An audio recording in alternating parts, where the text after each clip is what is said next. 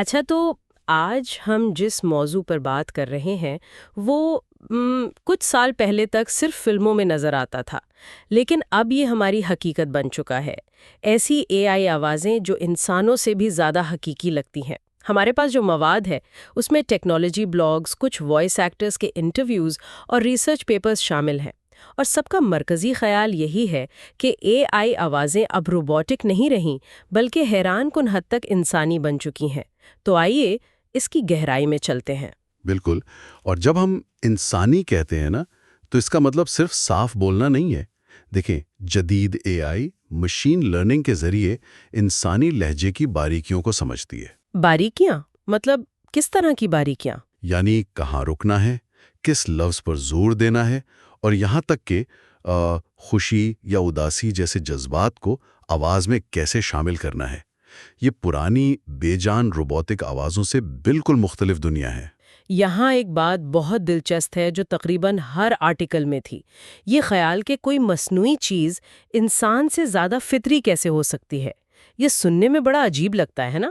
یہ ایک بہترین نکتہ ہے، اور اس کا جواب دراصل ہماری اپنی انسانی خامیوں میں ہے۔ ہم انسان تھک جاتے ہیں، ہمارا موڈ بدلتا ہے، کبھی گلا خراب ہو جاتا ہے۔ صحیح۔ ان سب چیزوں کا اثر ہماری آواز پر پڑتا ہے۔ اے آئی کو ان میں سے کوئی مسئلہ نہیں۔ اسے نہ تھکاوٹ ہوتی ہے، نہ تناؤ۔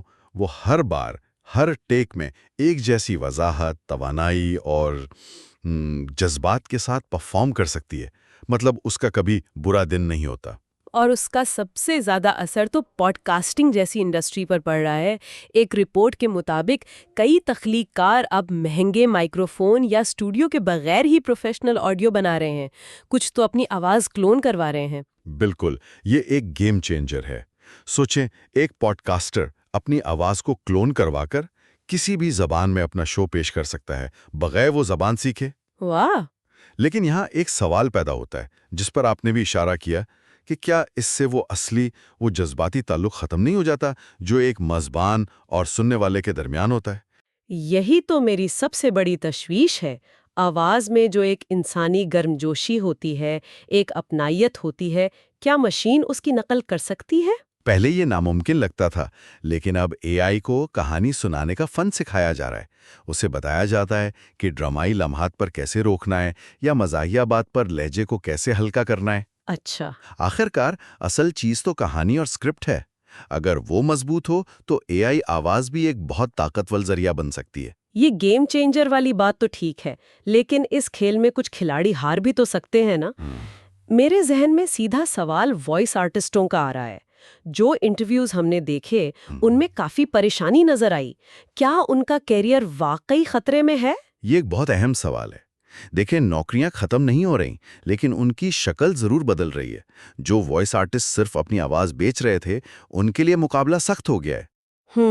لیکن جو لوگ نئی مہارتیں سیکھ رہے ہیں، جیسے اسکرپٹنگ، ساؤنڈ ڈیزائن اور اے آئی وائس کو ڈائریکٹ کرنا، وہ اس نئی دنیا میں کامیاب ہو رہے ہیں۔ وہ اے آئی کو ایک حریف کے بجائے ایک ساتھی، ایک ٹول کے طور پر استعمال کر رہے ہیں۔ لیکن اس ٹیکنالوجی کا ایک تاریخ پہلو بھی ہے، ضرور، جس پر ہمیں بات کرنی چاہیے۔ جی۔ جعلی آوازوں کے ذریعے فراڈ اور غلط معلومات پھیلانے کے واقعات، جی، یہ تو بہت بڑھ رہے ہیں۔ یہ بہت خوفناک ہے۔ بلا شبہ یہ اس کا سب سے خطرناک استعمال ہے۔ کسی کی آواز کی نقل بنا کر غلط استعمال کرنا ایک سنگین جرم ہے۔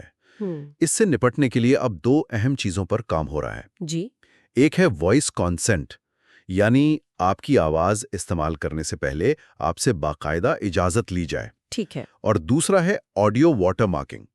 یہ ایک طرح کی ڈیجیٹل مہر ہے جو آڈیو میں چھپی ہوتی ہے اور بتاتی ہے کہ یہ آواز اصلی ہے یا اے آئی سے بنی ہے۔ تو یہ ایک طرح سے ٹیکنالوجی کا ہی جواب ٹیکنالوجی سے دیا جا رہا ہے۔ اگر ہم مستقبل کی بات کریں تو اگلے 5 سالوں میں یہ کہاں تک جائے گی؟ مستقبل میرے خیال میں بہت زیادہ ذاتی نوعیت کا ہوگا۔